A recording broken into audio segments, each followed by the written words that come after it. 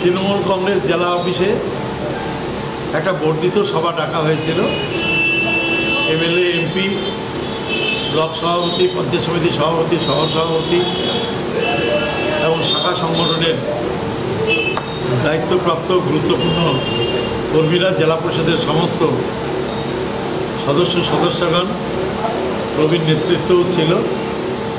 আমরা এই লোকসভা নির্বাচনে আমাদের নির্বাচনী কৌশলগুলো আমরা আলোচনা করেছি এবং বিভিন্ন এমএলএ, এমপিরা বা ব্লক সভাপতিরা যে সমস্ত পরামর্শ দিয়েছে সেই পরামর্শগুলো আমরা গ্রহণ করেছি এবং আমরা আশা করছি যে আসন্ন লোকসভা নির্বাচনে মাননীয় তৃণমূল কংগ্রেসের নেত্রী মমতা ব্যানার্জির আশীর্বাদ ধন্য পরেশচন্দ্র অধিকারী মহাশয় 5 লক্ষেরও বেশি ভোটে এবারের এই নির্বাচনে কুচবিহার 1 নম্বর লোকসভা কেন্দ্র থেকে জয়যুক্ত হবে।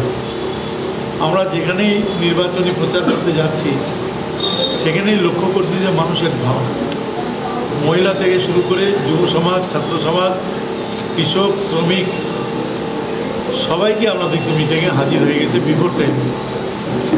তো এই ক্ষেত্রে মোদিজি যতই চাপ সৃষ্টি করুক, ডাইরেক্ট আর ইনডাইরেক্ট, আমরা উত্তরবঙ্গের 8টা সিট কুচবিহার সহ আমরা বিপুল ভোটে জিততে চাই এবং বিজেপির জামানতটা জব্দ করে দিতে চাই। মানুষ সাড়া দিচ্ছে এবং আর একটা জিনিস, যারা টিভির পর্দায় বলছে আমরা জিতব, তাদের তো প্রার্থীরই দেখা নেই। যে প্রার্থীটা এতদিন পরেও যদি দিতে না পারে আর কোন দিন পারবে? আজকে হলো কত, 17 তারিখ, এই মাসে 12 দিন আর সামনের মাসে 8 দিন, 20 দিন আছে, এর মধ্যে নমস্কার সামিট আছে। তো কিছু রাজনৈতিক দল তারা উন্নয়নকে স্তব্ধ করে দেওয়ার জন্য রাজ্যের মধ্যে নানা রকম বিশৃঙ্খলা তৈরি করার চেষ্টা করছে। মানুষকে একদিকে যেমন ভুল বোঝাচ্ছে, তেমনি বিভ্রান্তিকর কিছু তথ্য পরিবেশন করছে এবং এই সোশ্যাল মিডিয়ায় বিজেপির কিছু লোকজন ফেক অ্যাকাউন্ট খুলে তৃণমূল কংগ্রেসকে ছোট করতে চাইছে। ইতিমধ্যেই কয়েকজন তার মধ্যে অ্যারেস্ট হয়ে গেছে। তো ফেক অ্যাকাউন্ট হোক আর হেলিকপ্টারে এসে মিটিং হোক, একটা নির্বাচন জিততে গেলে তাকে সারা জেলা মিলে তার একটা সংগঠন চাই, যে সংগঠনটা তৃণমূল ছাড়া আর কারো নেই। সেই ক্ষেত্রে আমরা 100% আমরা নিশ্চিত যে আমাদের প্রার্থী 5 লক্ষর বেশি ভোটে কুচবিহার লোকসভা সিটে জিতবে। ইতিমধ্যে আমাদের কাছে খবর এসেছে মাননীয় মুখ্যমন্ত্রী মমতা ব্যানার্জি 25, 26, 27 এরকম কোনো দিনে কুচবিহার এবং আলিপুরদুয়ারের 3টে থেকে 4টে সভা করবেন। সবার দিনটা এখনও ঠিক হয়নি, সময়টা ঠিক হয়নি। যখনই হয়ে যাবে তখন আবার আপনাদের ডেকে আমরা আপনাদের জানাব। তো আমরা আপনাদের সহযোগিতা চাইছি, পাশে চাইছি, সাথেও চাইছি। আর সামনের নির্বাচনে বিজেপি যেভাবে হয়রানি করার কৌশল নিয়েছে বাংলার মানুষকে, বাংলার ভোটারদের, আমরা তার তীব্র নিন্দা এবং প্রতিবাদ করছি। গণতান্ত্রিক দেশে মানুষ ভোট দেবে, মানুষ বুঝে যাবে, এটাই হলো স্বাভাবিক।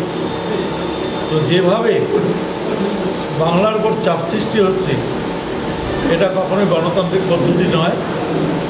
তবে আমি এটাও বলি, যতই চাপ সৃষ্টি করুক বাংলার মানুষ উন্নয়নের নীলকে ভোট দেবে, মমতা ব্যানার্জিকে ভোট দেবে। সুতরাং এই ব্যাপারে আমরা নিশ্চিত আমাদের প্রার্থী পরেশচন্দ্র অধিকারী মহাশয় 5 লক্ষের বেশি ভোটে জিতবে এবং বিজেপির জামানটা জব্দ করার একটা লক্ষ্য রয়েছে, টার্গেট রয়েছে। সেই লক্ষ্যে আমরা পৌঁছাতে চাই। ধন্যবাদ। 5 লক্ষের বেশি ভোটে কীভাবে জিতবেন? আমাদের একটা সার্ভে আছে, পার্টি সার্ভে, সেই পার্টি সার্ভে অনুযায়ী আমরা বলছি। কেন ভোট দেবে মানুষ, কেন ভোট দেবে মানুষ ভোট দেবে এই জন্যই যে মাননীয় মুখ্যমন্ত্রী মমতা ব্যানার্জি এই 7 বছরের মধ্যে শতাধিক পরিষেবা মানুষের জন্য তিনি দিচ্ছেন।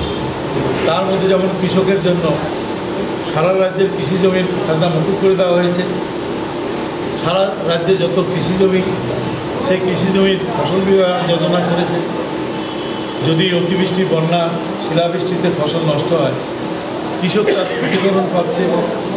1770 টাকা কুইন্টাল সরাসরি কৃষকের কাছ থেকে ধান কিনে নেওয়া হচ্ছে। সেই ধান চাল কলে ভাঙিয়ে 2 টাকা কেজিতে সারা রাজ্যে 10.5 কোটি মানুষের মধ্যে প্রায় 9 কোটি মানুষের মধ্যে বিলি বন্টন হচ্ছে। বাকিরা অর্ধেক এবং অর্ধেকের কম দামে পাচ্ছে। এবং কৃষক বন্ধু একটা প্রকল্প মমতা ব্যানার্জি চালু করছে। সেটা যদি কোনো কৃষকের 3 বিঘে জমি কমপক্ষে থাকে, তাহলে সে বছরে 2 বার 2,500, 5,000 টাকা চাষের জন্য খরচ পাবে। এটা দেওয়া শুরু হয়ে গেছে। এবং যদি জমিটা 3 বিঘের কম হয়, তাহলে সেই অনুপাতে সে একটু কম পাবে, কিন্তু 1,000 টাকার নিচে পাবে না। অর্থাৎ 2 কিস্তিতে 2,000 টাকা। যদি 5 কাঠা জমিও চাষ করে, তাহলেও সে 1,000 করে 2,000 টাকা পাবে। এবং 18 বছর পূর্ণ হলে কোনো কৃষকের 60 বছরের মধ্যে যদি বয়সের মধ্যে যদি মারা যায়, তাহলে সেই কৃষক পরিবার 2 লক্ষ টাকা পাবে। এবং এই যে নামজারি নিয়ে একটা জটিলতা তৈরি হয়ে আছে, সেই ঠাকুরদার বাবা, তার ঠাকুরদা 5-6 পুরুষ যাবৎ এই যে নামজারিটা করেনি, আপোষে ভাগ বাটোয়ারা করে চাষ করে খাচ্ছে। মমতা ব্যানার্জি এটা ঘোষণা করেছে যে যতদিনেরই পুরনো হোক, নামজারিটা যদি আবেদন করে বিএলআর অফিসে, বিনা খরচে নামজারিটা করে দেওয়া হবে। কৃষকের জন্য নানা রকম কৃষি সরঞ্জাম এবং উচ্চ ফলনশীল ধান, পাট, ভুট্টা এবং অন্যান্য ফসলের বীজ সরকার থেকে সরবরাহ করছে। এবং কৃষক বিভিন্নভাবে সরকারের কাছ থেকে উপকৃত হচ্ছে। এবং আমরা এটাও লক্ষ্য করছি যে সারা ভারতবর্ষে বিজেপি শাসিত যে রাজ্যগুলো আছে, শোনা যাচ্ছে যে প্রায় 25,000 কৃষক ঋণ শোধ করতে না পেরে এবং তাদের ফসলের ন্যায্য মূল্য না পেয়ে তারা সুইসাইড করেছে, আত্মহত্যা করেছে। এবং তাছাড়াও বিনা পয়সায় শিক্ষা প্রত্যেক ঘরে পৌঁছে দেওয়া হচ্ছে। জামা, জুতা, ব্যাগ, বই, school dress, mid day meal সবই দেওয়া হচ্ছে প্রাইমারি স্কুলে। 5 থেকে 12 পর্যন্ত স্টাইপেন্ড, স্কলারশিপ, সবুজ সাথী, স্কুল ড্রেস, বই পুস্তক, লম্বা খাতা, টেস্ট পেপার 10 আর মাধ্যমিকের, উচ্চ মাধ্যমিকের জন্য। এবং ক্লাস 8-এ উঠলে মেয়েরা কন্যাশ্রীর সাথে যুক্ত হবে। 18 বছর পূর্ণ হলে মেয়েরা, কন্যাশ্রী মেয়েরা 25,000 টাকা পাবে। আবার সেই মেয়েটা যদি বিয়ে দিতে চায় গার্জিয়ান, তাহলে আরও 25,000 টাকার উপস্থিতি পাবে। তো সেই ক্ষেত্রে সবুজশ্রী প্রকল্পটা, এই প্রকল্পের সাইকেল সবাই পাবে। এবং সবুজশ্রী প্রকল্পটা এবং উৎকর্ষ বাংলা ইতিমধ্যেই রাষ্ট্রসংঘে বিশ্বের 5টা প্রকল্পের মধ্যে 2টো প্রকল্প কিন্তু বাংলার মমতা ব্যানার্জির প্রকল্পই সেখানে বিবেচিত হয়েছে, চিহ্নিত হয়েছে। এর আগেও কন্যাশ্রী প্রকল্প সারা বিশ্বের নাম্বার 1 হয়েছে। সারা বিশ্ব জুড়ে এর প্রশংসা হয়েছে। এবং আরেকটা জিনিস আপনারা জানেন, ওয়ার্ল্ড ব্যাংক একটা সমীক্ষা করেছিল ভারতবর্ষের 29টা রাজ্যে। সেই সমীক্ষায় তারা দেখেছিল যে সারা ভারতবর্ষের 29টা রাজ্যের মধ্যে বাংলায় গ্রামোন্নয়নের কাজ সবথেকে ভালো হয়েছে। তার জন্য ওয়ার্ল্ড ব্যাংক, বিশ্ব ব্যাংক আমার রাজ্য সরকারের মুখ্যমন্ত্রী মমতা ব্যানার্জিকে 426 কোটি টাকা অতিরিক্ত দিয়েছে আরও গ্রামোন্নয়ন করতে। তো স্বাস্থ্যের ক্ষেত্রে দেখা যাচ্ছে বিনা পয়সায় চিকিৎসা হচ্ছে, একটা পয়সাও দিতে হয় না। ভারতবর্ষের আর কোনো রাজ্যে বিনা পয়সায় কিন্তু চিকিৎসার ব্যবস্থা নাই। সমস্ত চিকিৎসার ব্যবস্থাগুলো হচ্ছে। এবং কুচবিহারের ক্ষেত্রে অল্প সময়ের মধ্যে একটা ইউনিভার্সিটি ঠাকুর পঞ্চানন বর্মন নামে একটা সরকারি ইঞ্জিনিয়ারিং কলেজ হরিণচড়াতে এবং একটা মেডিকেল কলেজ হাসপাতাল, এটার কাজ 6-8 মাসের মধ্যেই কমপ্লিট হয়ে যেতে বসেছে। এটা আমাদের কাছে একটা বড় পাওনা। কুচবিহার জেলা হাসপাতালের পাশে একটা মাদার অ্যান্ড চাইল্ড হাব হচ্ছে, পুরোটাই শীত তাপ নিয়ন্ত্রিত এবং সেখানে সিঁড়ি বেয়ে উঠতে হবে না। সেখানে লিফটের মাধ্যমে মা ও শিশু তারা চিকিৎসার জন্য সেখানে ভর্তি হতে পারবে, চিকিৎসা হতে পারবে। প্রত্যেকটা বেডের মাথায় সেন্ট্রালি অক্সিজেন আছে এবং বিভিন্ন মনিটরিং করার জন্য মেশিন বসানো রয়েছে। এটাও আমাদের একটা বড় পাওনা। তাছাড়াও মমতা ব্যানার্জি সারা রাজ্যে 2017 সালের মধ্যে 100% বিদ্যুতের সংযোগ দেওয়া কমপ্লিট করে ফেলেছে। লোডশেডিং বলে কিছু নাই। কয়েকদিন আগে দেখলাম মোদিজি উত্তরপ্রদেশের বেনারসে একটা বক্তৃতা দিচ্ছেন। তিনি সেখানে বলছেন যে আগামী 20 সালের মধ্যে উনি নাকি উত্তরপ্রদেশে বিদ্যুৎ সংযোগ কমপ্লিট করবে। মমতা ব্যানার্জি যেটা 17 সালের মধ্যে কমপ্লিট করেছে, মোদি এখন স্বপ্ন দেখাচ্ছে 5 বছরে কিচ্ছু করেনি, শুধু বিশ্ব ভ্রমণ করে ঘুরে বেড়াচ্ছে। 20,000 কোটি টাকা তাতে খরচ হয়েছে। এখন বলছে 20 সালের মধ্যে। তো কেন এতদিন হয় নাই? 5 বছর উত্তরপ্রদেশে তো ক্ষমতায় বিজেপি, সেন্ট্রাল গভর্নমেন্টে বিজেপি, তাহলে এতদিন কেন তারা এই বিদ্যুৎ সংযোগ প্রত্যেকটা পরিবারে দিতে পারেনি?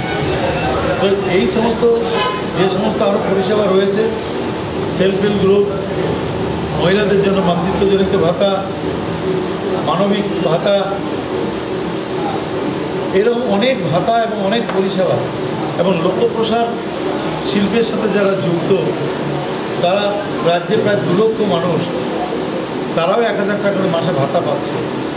সারা ভারতবর্ষে কোথাও এই সুবিধাগুলো, এই পরিষেবাগুলো একেবারেই না।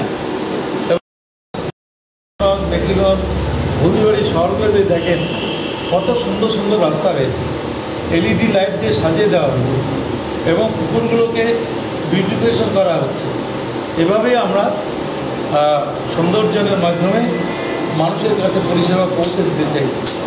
উনি কথা বলে যে বিজেপি যে ক্যান্ডিডেট দিতে পারেনি আর কি এখন পর্যন্ত, এটা কেমন, কী কারণে মনে হচ্ছে? ওদের কোনো সংগঠন নাই, যোগ্য যেমন জেলা নেতৃত্ব নাই, জেলা একটা মুখও নাই, তেমনি একটা মানুষের কাছে গ্রহণযোগ্য এরকম কোনো মুখ প্রার্থী হিসেবে ওরা এখনও জোগাড় করতে পারেনি। এটা তো পঞ্চায়েত নির্বাচন নয় যে 1,000 ভোটের মধ্যে নির্বাচিত হবে, ভোট গ্রহণ হবে। এটা হলো প্রায় 18 লক্ষ ভোট আছে এই কুচবিহার 1 নম্বর লোকসভা কেন্দ্রে এবং 2000-এর মতো বুথ আছে। প্রত্যেক বুথে গড়ে 50 জন করে কর্মী দরকার হয়। তাদের 50 জন করে যে কর্মী একটা বুথে দরকার হয়, তাহলে কমপক্ষে 1 লক্ষ লোক লাগছে ইলেকশনটা করতে। তাছাড়াও প্রচার থেকে শুরু করে সব মিলে আমাদের কুচবিহার জেলায় 2.5 লক্ষ আমাদের কর্মী রয়েছে। পঞ্চায়েত সমিতি, জেলা পরিষদ সব কর্মী মিলে, ট্রেড ইউনিয়ন মিলে, কিন্তু সব মিলে, শাখা সংগঠন মিলে। তো 2.5 লক্ষ তো দূরের কথা, বিজেপির তো 5,000 কর্মীও আছে বলে আমার মনে হয়। যদি থাকতো তাহলে পঞ্চায়েত নির্বাচনে তারা প্রার্থী দিতে পারতো। তারা একটাও জেলা পরিষদ তারা জিততে পারেনি, একটা হলেও জিততে পারত। যাদের কাছে পঞ্চায়েত প্রধান নাই, জেলা পরিষদে MLA নাই, আমি তো বুঝতে পারি না তারা কীভাবে দেবা স্বপ্ন দেখে যে তারা কুচবিহার সিটে জিতবে, আলিপুরদুয়ার সিটে জিতবে। এদের এগুলো ফাঁকাও গল্প। শহরে বসে কোনো চৌবুতির কোনারে বসে ওরা শুধু এই সমস্ত বিভ্রান্তিকর বক্তব্য কথা তারা ছড়াচ্ছে। পরেশচন্দ্র অধিকারী মহাশয় অত্যন্ত অভিজ্ঞতা সম্পন্ন মানুষ, উনি MLAও ছিলেন, আবার মন্ত্রীও ছিলেন রাজ্যে।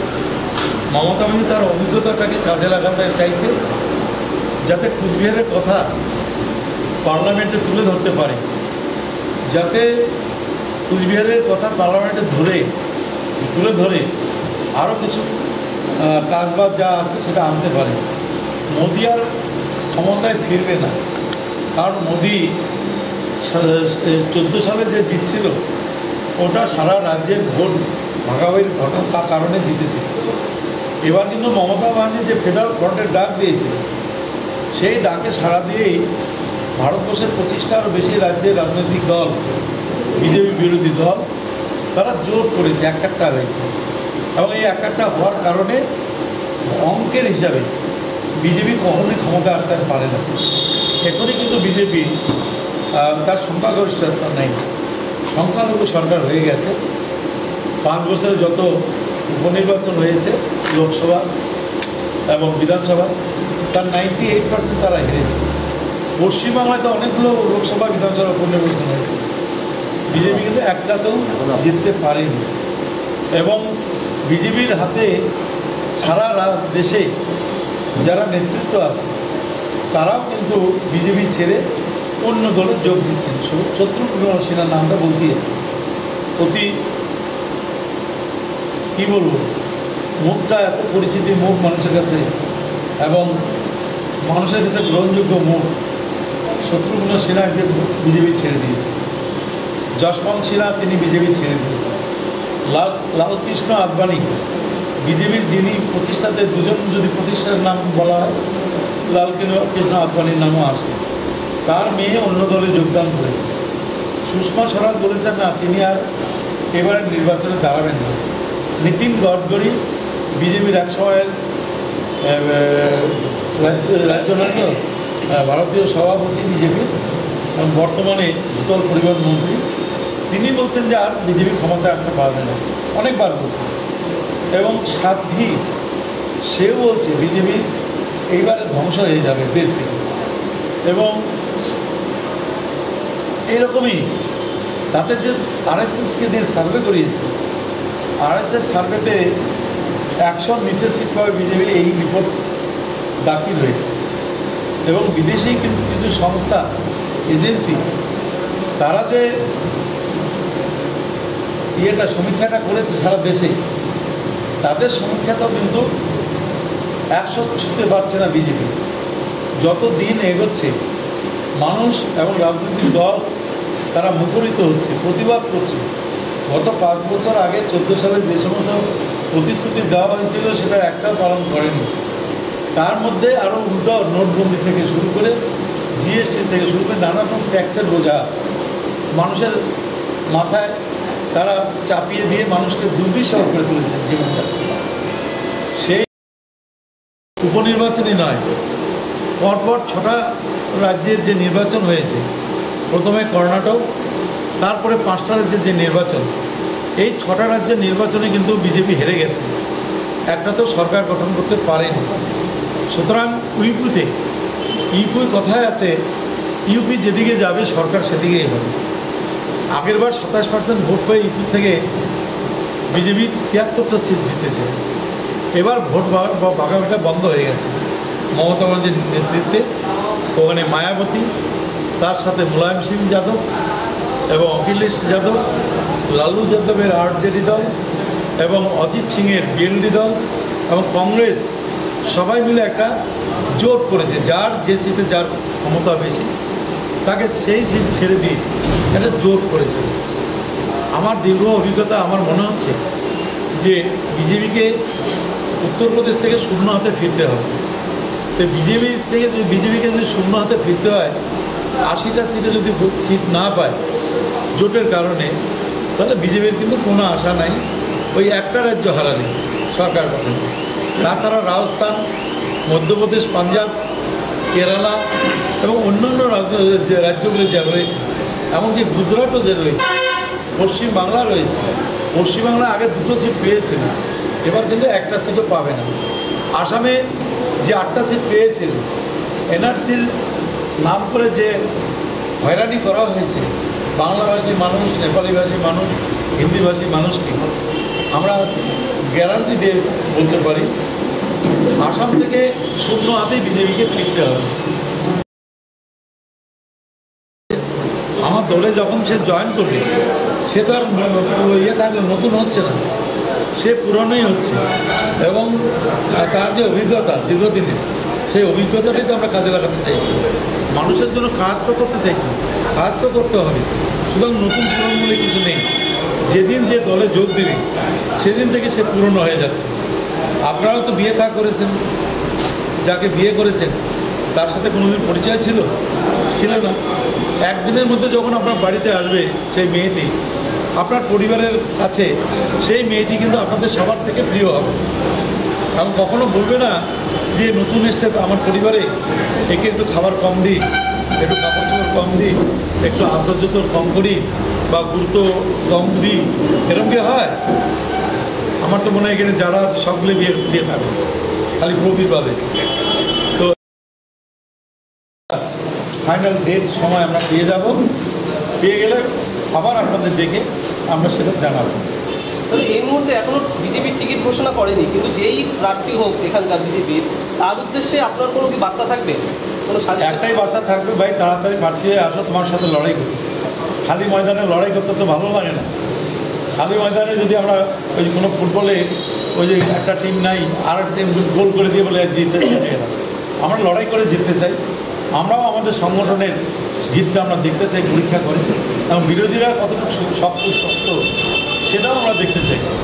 18 লক্ষ ভোট আছে, সেই 18 লক্ষ ভোটারের মধ্যে আমাদের পক্ষে কত পার্সেন্ট আসে, উন্নয়নের নিরিখে মানুষ কতটা সাড়া দেয়, আর যারা ধোঁকাবাজ ফাঁকিবাজি করে ভোট নিতে চায় এবং যারা মানুষের বিভেদ সৃষ্টি করে ভোট নিতে চায় এবং সাম্প্রদায়িক দাঙ্গা লাগাতে চায়, তাদের কতটা মানুষ পছন্দ করে এটাও আমরা দেখতে চাই। মানে এই লোকসভা নির্বাচনটাকে বিধানসভা নির্বাচনের একটা প্রস্তুতি আপনারা দেখছেন, প্রস্তুতির মতো আমাদের প্রত্যেকটা দিনই আমাদের নির্বাচন শুধু নয়, আমরা কাজ করে আসি, প্রস্তুতি নিয়ে থাকি। আজ যে সন্ধ্যাবেলা যে আবার ইলেকশন কমিশন ঘোষণা করে যে কুচবিহার লোকসভা কেন্দ্রের নির্বাচনটা কালকে সকাল 7টা থেকে শুরু হবে, আমরা প্রস্তুত আছি।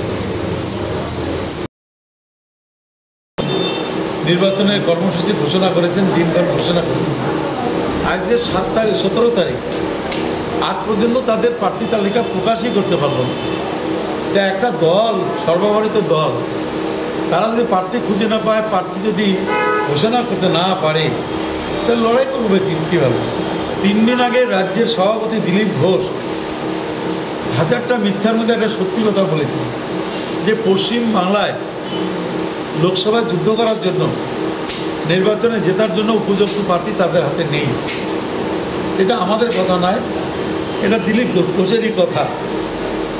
তো যাই হোক, আমরা অন্যের দলের দিকে দেখতে চাই না, আমাদের সাথে কে লড়াই করবে সেটাও দেখতে চাই না। তবে লড়াই কিন্তু আমাদের সাথে কারোই হবে, সিপিএম, বিজেপি বা কংগ্রেস, ওদের মধ্যে লড়াই হবে, কে দ্বিতীয় হবে কে তৃতীয় হবে। কিন্তু ফার্স্ট হবে তৃণমূল কংগ্রেস। তৃণমূলের মধ্যে যে অন্তর্দ্বন্দ্ব, কোথাও কোনো অন্তর্দ্বন্দ্ব, কোথাও কোনো গোষ্ঠীদ্বন্দ্ব নাই। এটা আপনারা যারা খবরের কাগজের বা চ্যানেলের লোক আছেন, তাদের খবর বিক্রি করার জন্য, কাগজ বিক্রি করার জন্য, খবর খাওয়ানোর জন্য আপনারা এটা প্রচার করেন। এই যে আজকে যে এসেছিল সমস্ত এমএলএ, প্রাক্তন এমপি, জেলা পরিষদ, ব্লক সভাপতি, কোনো আছে কোথাও দেখছেন যে আমাদের মধ্যে দ্বন্দ্ব আছে? এই যে আমরা বিভিন্ন ব্লকে মিটিং করতে যাচ্ছি, কেউ কি এমন আছে যে না আসেনি? সবাই এসছে। এবং আগের নির্বাচনে 14 সালের উপনির্বাচনে আমাদের সবাই মিটিং সমিতিতে প্রচারে যত লোক পেয়েছি তার থেকে দ্বিগুণ লোক আমরা কিন্তু এবারে নির্বাচনে পেয়েছি। কারণ এর মূল কারণ হলো মমতা ব্যানার্জির উন্নয়ন। এবং আমি এটাও বলতে পারি, মমতা ব্যানার্জি ঘোষণা করেছেন 42-এ 42, আমরাও কিন্তু 42-এ 42 টার্গেট নিয়ে এগোচ্ছি। এবং সারা পশ্চিমবাংলায় 42টা সিট রয়েছে, তৃণমূল কংগ্রেসের প্রার্থীও রয়েছে 42টা সিটে। মমতা ব্যানার্জির সার্বিক উন্নয়নের হাত ধরেই লোকসভার নির্বাচনে 42টা সিটে তৃণমূল কংগ্রেস প্রার্থীরা কিন্তু বিপুল ভোটে জয় কমিশন নির্বাচনের